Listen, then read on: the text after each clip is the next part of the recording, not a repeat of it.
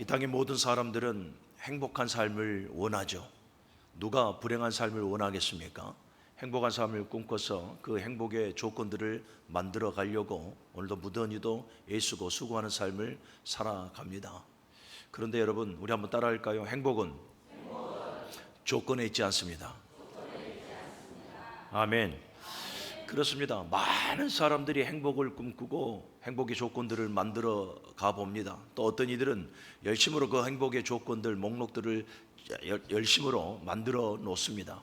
그런데 그 안 인생을 돌아볼 때에 그 행복이라는 것, 그것을 온전히 누리는 인생들은 그렇게 별로 보여지지 않더라라는 거죠.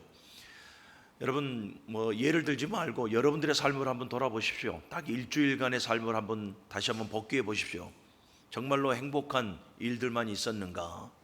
그래서 오늘 이 자리에 내가 행복한 마음과 행복한 표정으로 하나님 앞에 지금 예배 자리에 나왔는가? 죄송한 말씀이지만 10중 8구 행복한 인생을 온전히 누리며 살아온 사람은 그렇게 썩 많지는 않을 것입니다. 여러 가지가 우리의 행복에 도전해 왔을 것이고 거기에서 또 무너졌을 것이고, 그래서 행복보다는 정말 불행이라 말하며 살아오는 사람들, 마음속에 원망과 불평의 조건들이 더 크게 보이며 살아왔던 사람들, 그 모습이 바로 우리의 모습들일 수도 있겠더라라는 거죠. 그래서 여러분, 우리가 더 깨달아가는 것은 역시 행복은 조건이 아니구나, 행복은 조건이 아니다라는 것을 우리가 깨닫게 되는 것입니다. 우리는 2박 3일 동안 정교인 수련회를 통해서 참 말씀의 은혜를 받았는데, 그래서 오늘 사실은 말씀을 호세아서로 쭉 강해를 나가려다가 이 정교인 여름 수련회 때 선포되어지는 그 말씀을 좀 종합적으로 정리를 해서 수련회에 참석하지 않는 모든 성도들과 함께 이 말씀을 한 번 더 하나님의 음성으로 들어보려고 이 말씀을 준비했습니다. 사랑하는 여러분, 행복합시다. 아멘. 우리는 행복해야 됩니다. 아멘. 행복한 교회, 무능제일교회, 입을 벌리지 않으신 분들은 참석을 안 하시는 분들. 그래서 제가 말씀을 드렸습니다. 수련회에 참석하신 분들, 말씀을 받은 분들, 제가 개별로 일으켜 세워서 어떤 말씀을 받았는가를 좀 가르쳐 주목을 해보겠자, 이렇게 말씀을 드렸는데, 그렇게 하면 조금 그러겠죠. 공부를 안 했으니까. 그래서 동일하게 그냥 말씀만 선포하도록 하겠습니다. 사랑하는 여러분, 행복은 조건에 있지 않습니다. 여러분, 초대교회를 보십시오. 우리가 오늘 본문을 읽었던 이 초대교회를 보게 되어지면 정말 행복은 조건에 있지 않다 하는 것을 알게 됩니다. 여러분, 초대교회의 상황과 형편을 보게 되어지면 아무리 둘러봐도 행복의 조건이 보여지지가 않습니다. 행복을 누리는 데 있어서 이 초대교회의 상황과 형편은 너무나 불리한 조건 가운데 있었습니다. 로마의 압제가 있었고 유대인의 핍박이 있었고, 그로 인해서 여러 가지 불이익을 당합니다. 복음을 포기하지 않으면, 예수를 포기하지 않으면 죽기까지 여러 가지 그러한 환난의 연속, 또 삶 역시는 어떻겠습니까? 삶도 매우 가난한 삶을 살아갈 수밖에 없었지요. 그래서 행복이 조건 아래에 있다라고 생각한다면 여러분, 초대교회는 행복해 보일 리 없습니다. 그럼에도 오늘을 살아가는 우리 모든 그리스도인들이 성경에 기록되어진 이 초대교회를 볼 때에는 행복한 교회로 우리가 바라보게 되는 거죠. 그래서 우리는 초대교회를 부러워합니다. 사랑하는 여러분, 초대교회의 모든 성도들 그렇습니다. 세상의 조건들, 행복한 조건들은 그들에게 보여지지 않습니다. 그럼에도 초대교회 모든 성도들은 그리스도 예수 안에서 기쁨을 누렸고 그리스도 예수 안에서 평강을 누렸습니다. 참으로 행복한 공동체가 아닐 수 없었더라라는 거죠. 이처럼 여러분, 우리의 가정이 행복한 가정 공동체가 되기를 원한다면, 우리의 사회가 행복한 사회 공동체가 되기를 원하고, 무엇보다도 우리 무능제일교회가 정말로 행복한 교회가 되어지기를 간절히 원한다면 우리는 한 가지를 잘해야 됩니다. 그 한 가지가 무엇입니까? 따라합시다. 나부터서 행복해져야 합니다. 좀 더 크게 합시다. 나부터서 행복해져야 합니다. 아멘. 사랑하는 여러분, 행복한 공동체를 이루려면 나부터서 행복해야 돼요. 여러분들의 가정이 행복하기를 원합니까? 나부터서 행복해야 돼요. 보십시오. 내 가정이 행복하기를 원하는데 내 남편과 내 자녀들만 행복을 꿈꾼다? 여러분, 그 행복한 가정이 되어질 수가 없어요. 내가 행복의 맛을 알고 내가 가지고 있는, 내가 누리고 있는 그 행복을 내 남편과 내 자녀들에게 나눠줄 수 있는 그 모습을 가지고 있을 때 내 가정이 비로소 행복해지는 거죠. 내가 오늘도 상처투성이고, 내가 오늘도 시리에 빠져 있고, 내가 오늘도 원망과 불평으로 가득 차 있고, 내가 오늘도 불신으로 가득 차 있으면서 곧 내가 행복하지 않으면서 행복한 가정을 꿈꾼다? 이루어질 수 없는 거죠. 그래서 사랑하는 여러분, 나부터 행복해져야 하는 거예요. 교회 공동체도 마찬가지입니다. 당신이 행복해야 교회가 행복합니다가 아니라 내가 먼저 행복해야 교회가 행복한 것입니다. 내가 상처투성이다 보니까 교회의 행복을 해치게 되어지는 거예요. 내가 원망과 불평과 불신으로 가득하니까 교회의 아름다운 그 행복을 이루지 못하며 살아가는 거예요. 그래서 여러분, 행복의 주인공은 네가 아니라 내가 돼야 되는 거예요. 다시 한 번 더요. 나부터서 행복해집시다. 할렐루야. 그렇습니다. 나부터서 행복해져야 돼요. 여러분, 나부터서 행복하자, 이 말은 남을 외면하고 자기만을 바라보고 자기만을 챙기는 어떤 이기주의적인 발상에서 나오는 말이 아니에요. 나부터서 행복해야 공동체의 행복이 시작이 되어지는 거예요. 여러분들의 가정과 우리 무능제일교회가 또 이 나라가 행복해지기를 원한다면 나부터서 행복해져야 하는 거예요. 할렐루야. 사랑하는 여러분, 그런데 나부터서 행복해져야 되는 건 너무나 당연한 말인데, 나부터서 행복해지려면 어떻게 해야 하는가? 세상의 조건들로는 되지 않더라라는 거죠. 열심으로 직장 생활하고 사업을 이뤄 나아갑니다. 그래서 나름대로 통장 잔고가 이만큼 있는 것 같아요. 나름대로 좀 넉넉히 좀 사용하고 쓸만한 게 좀 있는 것 같아요. 그런다고 여러분 행복해지는가요? 그러지 않죠. 조건적인 행복은 온전한 행복이 되어질 수 없습니다. 내 자녀가 그냥 잘 나간다고 해서, 별 큰 탈 없다고 해서 그게 행복의 조건이 되는가요? 그러지 않습니다. 사랑하는 여러분, 내가 행복해지려면 어떻게 해야 하는가? 우리는 이 초대교회의 그 영성 속에 참된 행복의 조건을 발견할 수가 있습니다. 초대교회를, 오늘 본문에 나오는 이 초대교회를 한번 볼까요? 그들이 행복했던 이유가 있습니다. 그리고 그들이 행복했던 그 이유가 바로 나의 이유가 되어줘야 할 줄로 믿습니다. 가장 먼저 우리 따라합시다. 나부터서 성령으로 충만합시다. 더 크게 해야 됩니다. 나부터서 성령으로 충만합시다. 오직 성령이 너희에게 임하시면 너희가 권능을 받고 예루살렘과 온 유대와 사마리아와 땅끝까지 이르러 내 증인이 되리라. 아멘. 사랑하는 여러분, 그렇습니다. 예루살렘 교회, 이 초대교회는 성령으로 말미암아 시작되어진 교회입니다. 예수 그리스도를 교회의 기초 삼고 그리스도의 영 성령으로 말미암아 세워진 교회, 날마다 성령의 역사가 나타나고 날마다 성령이 하나 되게 하신 이 교회를 힘써 지키며 나아감으로 말미암아서 정말로 행복한 교회가 바로 이 초대교회였다는 것을 우리는 압니다. 예수님께서 승천하시기 전에 제자들과 많은 사람들을 향해서 너희가 하나님이 약속하신 보혜사 성령을 받으라. 오직 성령이 너희에게 임하시면 너희가 권능을 받고 예루살렘과 온 유대와 사마리아에 이르러서 내 증인이 되어져라. 무슨 말입니까? 교회 공동체를 세워 나아가는데 너희들의 지금의 모습으로는 되어지지 않는다라는 거예요. 하나님의 나라를 세워 나아가는 데 있어 너희들의 지금의 모습으로는 되어지지 않는다라는 거예요. 물론 여러분, 예수님의 제자들, 그 12 제자들과 그들을 따르는 자들, 공동체를 모아 교회라 명명하며 교회 공동체를 세워 나아갈 수 있겠죠.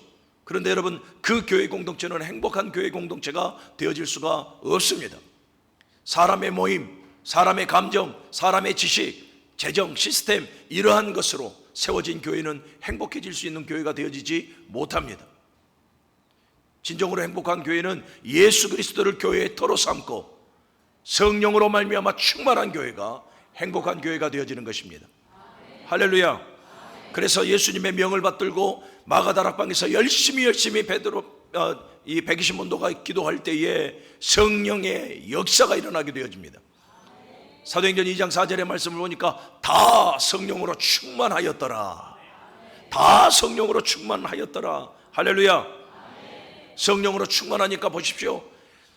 그들에게 주어진 행복의 조건은 전혀 없어도 오히려 그들의 형편은 나아진 것 없습니다. 여전히 로마의 압제, 여전히 유대인들의 핍박, 여전히 가난한 삶, 여전히 예수 믿는 것을 눈치 봐야 하는 그 어려운 삶 속에 살아가요. 그럼에도 사랑하는 여러분, 그들은 행복해요. 그들은 행복해요. 예수로 교회의 기초 틀을 삼고 성령으로 충만하니까 모든 것을 초월하여서 그들의 마음속에 기쁨과 평안과 감사와 행복이 넘쳐나는 거예요. 사랑하는 여러분, 우리는 행복한 교회를 꿈꾼다면, 행복한 가정을 꿈꾼다면 나부터서 행복해야 되는데 조건이 아니더라라는 거예요. 조건이 아니라 예수를 내 마음의 주인으로 모시고 성령으로 우리가 충만해야 합니다. 육신의 소욕으로는 여러분, 육신의 조건으로는, 세상의 조건으로는 절대 우리는 행복해질 수가 없어요. 그래서 갈라디아서 5장 16절에 하시는 말씀, 성령을 따라 행하라, 그리하면 육체의 소욕을 이루지 못하리라. 아멘. 사랑하는 여러분, 이 초대교회 성도들 보십시오. 그들은 감정과 지식이나 또 그들은 조직이나 재정이나 시스템을 갖춰서 교회를 세워나가지 않습니다. 그 교회를 행복한 교회라 말하지 않습니다. 오직 성령으로 말미암아 충만함을 이루었기 때문에, 그들 안에서 성령의 역사가 나타남으로 말미암아 모든 것을 초월하여서 행복을 누릴 수가 있었던 겁니다. 사랑하는 여러분, 나부터 행복합시다. 그러면 나부터 성령으로 충만해야 합니다. 날마다 성령의 충만함의 삶을 살아가시기를 바랍니다. 로마서 8장의 말씀을 보니까 육의 생각은 사망이요 영의 생각은 생명과 평안이라 그랬어요. 사랑하는 여러분, 생명과 평안이 행복 아닙니까? 내가 성령으로 충만할 때에, 그래서 인간의 감정으로 살아가는 것이 아니라 성령의 감동 따라 살아갈 때에 주어진 그 행복을 우리가 마음껏 누려보자라는 거죠. 자, 또 따라합시다. 나부터서 행복해야 하는데 나부터서 말씀과 기도로 충만합시다. 아멘. 오늘 42절의 말씀을 크게 같이 읽어볼까요? 시작. 그들이 사도의 가르침을 받아 서로 교제하고 떡을 떼며 오로지 기도하기를 힘쓰니라. 아멘. 초대교회 성도들이 행복해 할 수밖에 없었던 것이 뭐냐면 말씀과 기도로 무장했기 때문에 그래요. 말씀으로 충만했고 기도의 수고를 아끼지 아니함으로 말미암아서 행복이 넘쳐나는 거죠. 여호와의 말씀은 꿀송이보다 더 달거든요. 초대교회 보니까 말씀이 흥할 때에 많은 사람들이 몰려와 부흥하였더라라고 말씀을 합니다. 말씀의 역사가 나타나는 곳에, 사랑하는 여러분, 사단의 역사가 나타나지 않기 때문에 행복할 수밖에 없는 거예요. 말씀은 여러분 살아있습니다. 살아있는 그 말씀이 나를 행복의 길로 인도하는 거예요. 믿으시기를 바랍니다. 사도들의 가르침을 받았다라는 것이 무엇입니까? 하나님의 말씀에 교육을 받고 말씀으로 양육을 받아 살아갔고 말씀으로 말미암아 교제를 나누었다. 아름다운 코이노니아를 이루어 나아갔다라는 거예요. 사랑하는 여러분, 하나님의 말씀을 절대적으로 신뢰하십시오. 디모데후서 3장 16절의 말씀을 보십시오. 모든 성경은 하나님의 감동으로 된 것으로, 그 다음에 어떻게 말합니까? 교훈과 책망과 바르게 함과 의로 교육하기에 유익하니 이는 하나님의 사람으로 온전하게 하며 모든 선한 일을 행할 능력을 갖추게 하려 함이라. 여러분, 하나님의 말씀은, 이 모든 성경은 하나님의 감동으로 기록되어져 있어요. 그래서 그 말씀이 나로 하여금 행복한 삶을 살아갈 수 있도록 우리를 만들어 가시는 거예요. 히브리서 4장 12절의 말씀을 보십시오. 하나님의 말씀은 살았고 운동력이 있어 좌우의 날선 그 어떤 것보다도 예리하여 우리의 혼과 영과 골수와 관절과 골수까지 찔러 쪼개는 역사가 있으며 우리의 마음과 생각까지 지키신다 그랬어요. 행복을 이뤄내지 못한 우리의 불신과 우리 마음속의 원망과 불평과 말씀을 신뢰하지 못하고 하나님의 역사를 신뢰하지 못하며 내게 하나님께서 부어주시는 그 행복의 조건들을 받아들이지 못하게 하는 우리 육신의 모든 소욕들, 그 모든 것을 고칠 수 있는 능력이 말씀에 있다는 거예요. 그러니 사랑하는 여러분, 우리는 말씀 앞에 나를 내어 맡길 때에 말씀이 우리를 만들어가는 것입니다. 하나님의 말씀을 절대적으로 신뢰하십시오. 내 뜻대로 살지 말고 말씀대로 살아가십시오. 내 뜻을 꺾어버리고 하나님의 말씀을 우월하게 보고 말씀대로 삶을 살아가 보십시오. 그 말씀이 나를 어떻게 만들어가는가? 그 말씀은 저와 여러분들을 행복한 사람으로 만들어갑니다. 뿐만 아닙니다. 그들은 42절 마지막 절을 보니까 오로지 기도하기를 힘썼다라는 거예요. 교회를 행복한 교회 만들기 위하여, 하나님의 나라를 세워 나아가기 위하여, 성도의 바른 교제를 세워 나아가기 위해서 그들은 날마다 기도하는 거예요. 오늘도 돌아보는 거예요. 야, 교회 공동체 안에 오늘도 행복의 자리에서 멀어져 있는 성도들은 없는지, 오늘도 슬픔과 위로와 슬픔 속에 위로와 격려가 필요한 성도들은 없는지, 그래서 그들을 위해서 어떻게 합니까? 함께 모여 기도하는 거예요. 행복을 나누는 거죠. 행복하지 아니할 수가 없는 거예요. 사랑하는 여러분, 지난번에 제가 말씀드렸습니다. 우리는 모든 관계 속의 삶을 살아가다 보면 상대의 단점이 많이 보여요. 그런데 여러분, 성도가 해야 될 일은 뭡니까? 단점은 누구에게? 하나님께. 상대의 단점은 하나님께 올려드리고 우리는 중보기도 해야 되는 거예요. 그를 위해서 중보기도 해야 되는 거예요. 장점은 바로 말을 해야 돼요. 칭찬해야 되는 거예요. 장점도 하나님께 올릴 필요가 없어요. 장점은 여러분은 다 그 자리에서, 야, 집사님, 권사님, 장로님 정말로 훌륭하십니다. 잘하십니다. 사랑하는 여러분, 행복하기를 원한다면 나부터서 행복해야 되는데, 초대교회의 본을 따라 살아가다 보니 여러분, 나부터서 하나님의 말씀으로 충만해야 되고, 나부터서 기도의 자리에서 기도의 수고를 아끼지 말아야 한다. 그래야 우리는 행복한 가정을 이루고 행복한 교회 공동체를 세워갈 수가 있는 것입니다. 또 따라합시다. 나부터서 사랑을 실천합시다. 아멘. 사랑하는 여러분, 행복한 교회, 행복한 가정, 행복한 사랑, 가장 맛을 내는, 행복의 맛을 내는 재료가 무엇입니까? 사랑이죠. 사랑. 고린도전서 13장 13절의 말씀을 보면 믿음, 소망, 사랑, 이 세 가지는 항상 있을 것인데 그 중에 제일은 사랑이라. 사랑이 가장 여러분 교회 공동체 안에 맛을 내는 재료가 되어지는 거예요. 아멘. 그런데 사랑하는 여러분, 성경을 보니까 주는 자가 받는 자보다 복되다 그랬어요. 사랑은 구호가 아닙니다. 사랑합니다, 사랑합니다. 우리 늘 주일날 모이고 성도들 만나면 사랑합니다, 사랑합니다, 이 구호를 외치는데, 여러분들 우리의 삶을 한번 돌아봐봐요. 사랑은 실천인데 우리는 구호에 너무 머물고 있지는 않는가? 사랑은 주는 것인데 너무 내가 받으려고만 애쓰고 있지는 않는가? 사랑은 실천인데 너무나 내가 지적 동의와 감정적인 동의에서 머물러 있지는 않는가? 돌아봐야 한다라는 것입니다. 사랑하는 여러분, 오늘 이 본문의 말씀을 볼까요? 44절에서부터 46절의 말씀 우리 큰 목소리로 같이 읽어봅시다. 시작.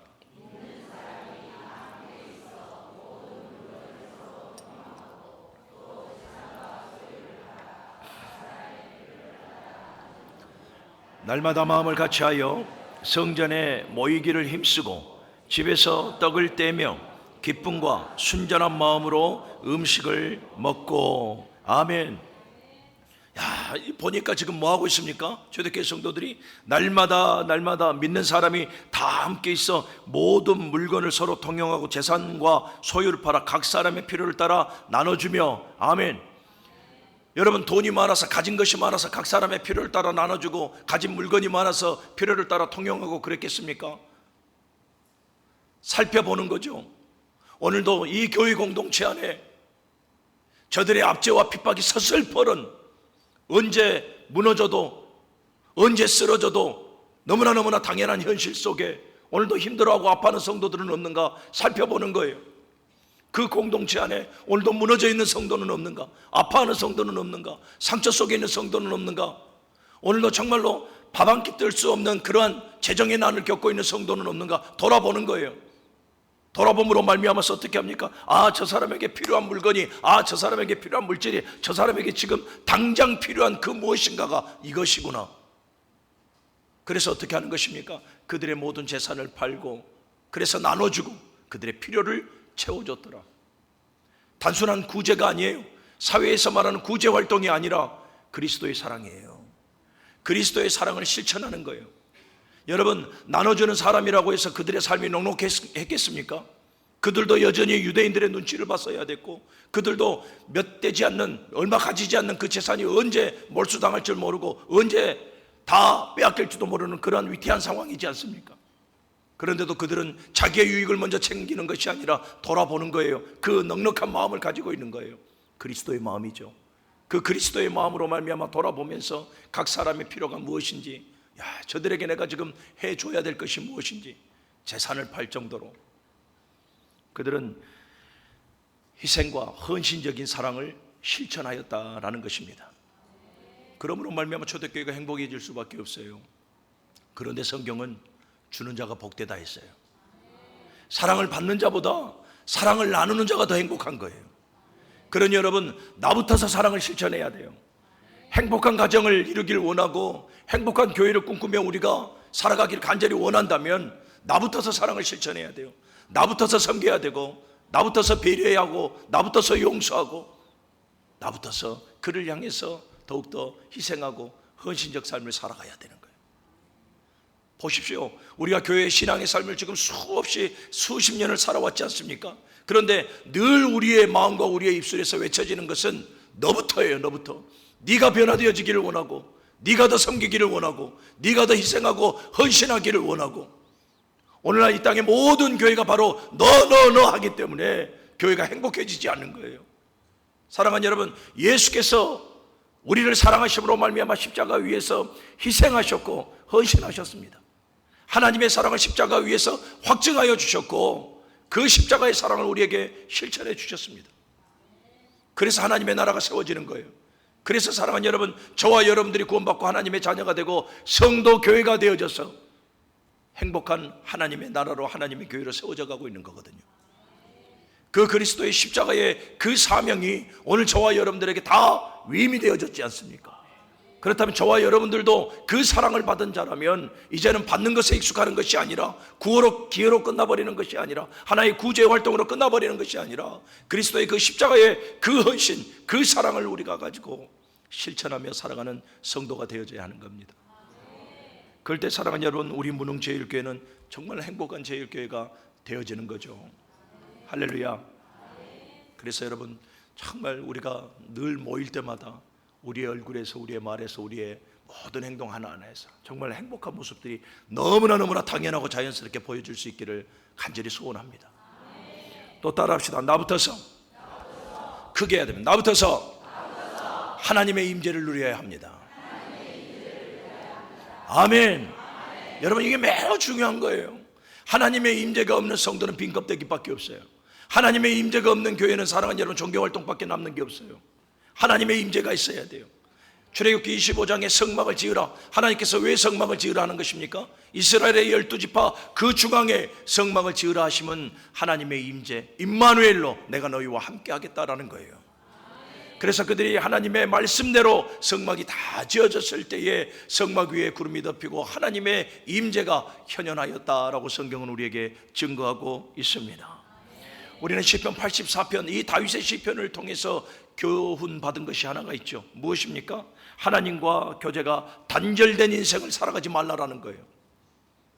하나님의 임재가 머물지 아니하고 하나님과의 그 관계가 단절되어 버린 인생이 얼마나 공허하고 허무하고 얼마나 낭패의 삶을, 낭패의 결과를 맞이할 수밖에 없는가. 그것이 다윗이 고백하는 시편 84편을 통해서 우리는 깨닫게 되어지는 거죠. 시편 84편을 기록할 당시의 배경이 이렇습니다. 다윗이 사랑했던 아들, 그 아들이었던 압살롬의 반역을 통해서, 그 배신을 통해서 다윗이 정말로 쫓겨나가는 삶을 살아가는 그 처참한, 그 비참한 현실의 삶을 살아갈 때예요. 그런데 사랑하는 여러분, 다윗이 두려워했던 것은 아들의 배신이 아니에요. 신하들의 배신이 아니고 백성들의 오해가 아니라 천만인이 둘러있는 그 대적들이 두려운 것이 아니라 사망의 음침한 골짜기를 가는 그 음침한 골짜기가 두려운 것이 아니라 다윗이 진짜 두려웠던 것은 하나님의 임재예요. 하나님의 동일왕국의 왕이 되어져서 가장 먼저 그가 행했던 것이 법궤를 가지고 오는 거예요. 하나님의 언약궤를 가지고 와서 베들레헴에 안치하죠. 왜 그렇습니까? 하나님의 임재를 날마다 경험하고 그로 인해서 하나님의 통치를 받는 왕이요 통치를 받는 나라가 되기 위함이었어요. 할렐루야.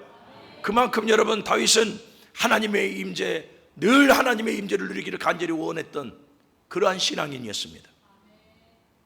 그래서 이렇게 고백하죠. 만군의 여호와여, 주의 장막이 어찌 그리 아름다운지요. 내 영혼이 궁정을 사모하여 쇠약해졌나이다.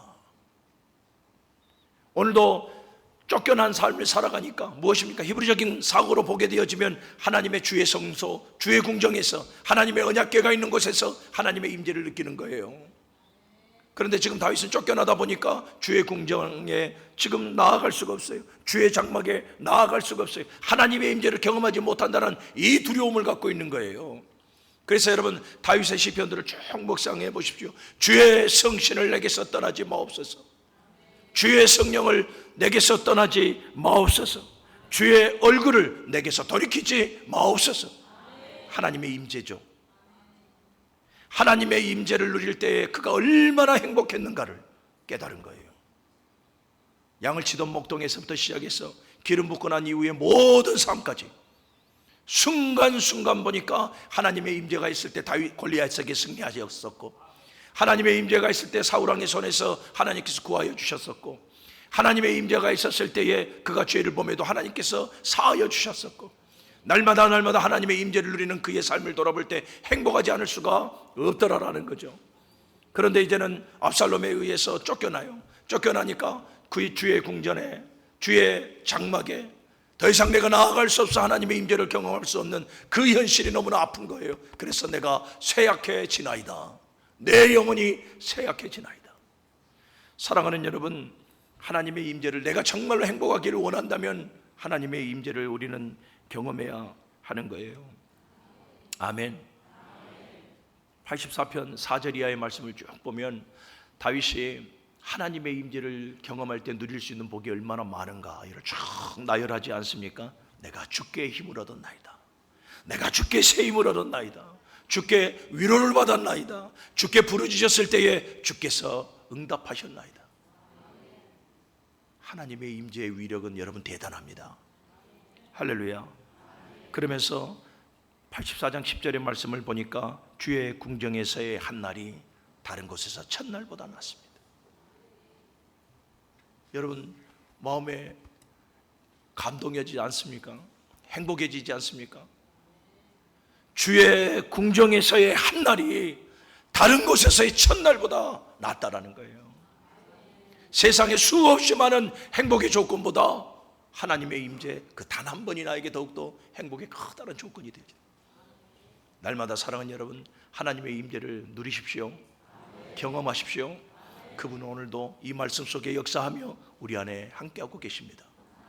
세상의 삶을 살아가면서 고단한 삶, 힘들고 어려울 때마다 우리가 해야 될 것은 가슴을 치고 원통해 하는 것이 아니라 하나님의 임재를 사모해야 되는 거예요.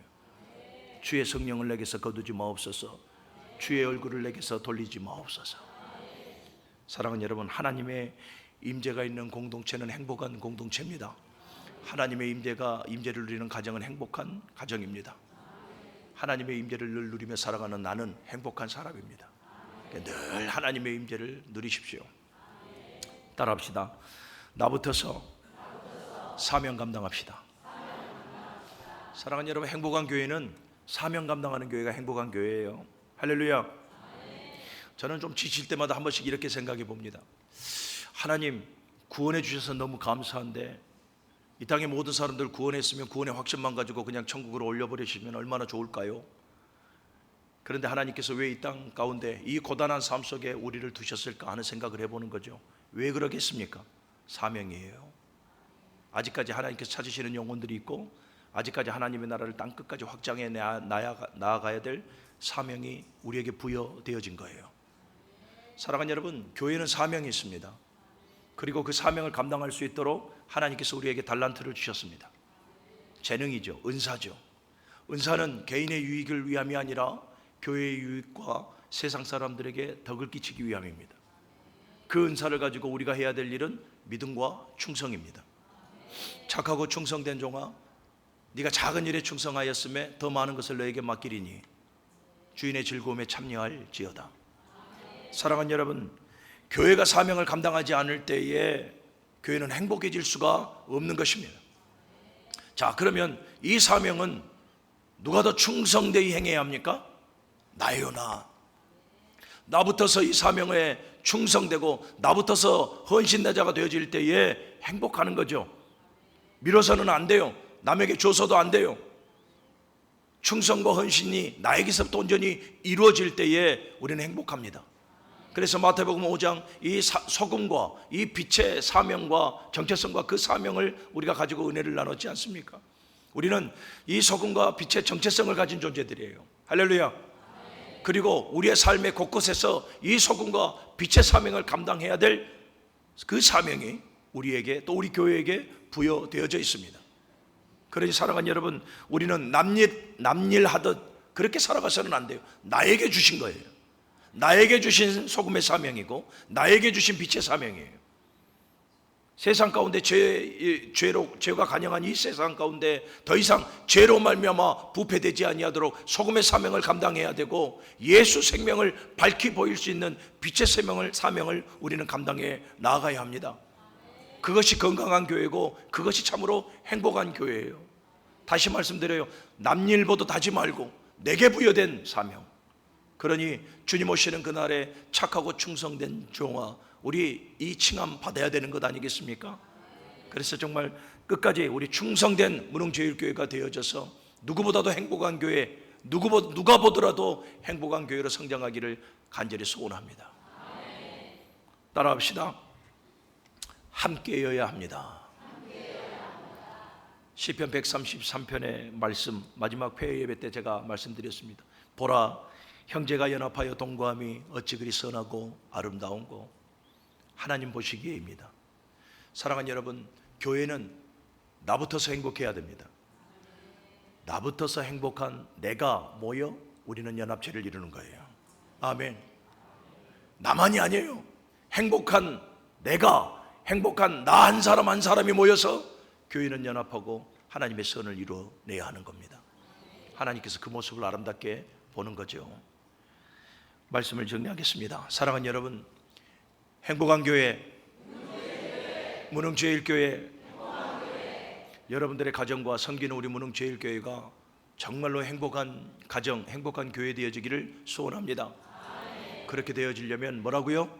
나부터서 행복해야 된다. 자, 손을 들고 나부터서 행복해야 된다. 아멘. 교회 나올 때 여러분 기도하십시오. 지난 6일의 삶을 쭉 살아보면서 행복한 사람이 얼마나 있겠습니까? 그래서 기도해야 돼. 하나님, 내가 거룩한 주의 임재가 있는 하나님의 영광을 드러내는 예배의 자리로 나아가는데 하나님, 나부터서 행복해야 합니다. 늘 기도하십시오. 그러면 하나님께서 여러분들에게 기쁨과 평강을 주실 줄로 믿습니다.